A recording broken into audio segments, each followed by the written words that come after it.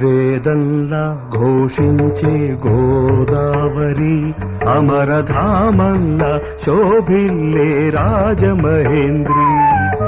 వేదంలా ఘోషించే Godavari అమరధామంలా శోభిల్లే Rajamahendri.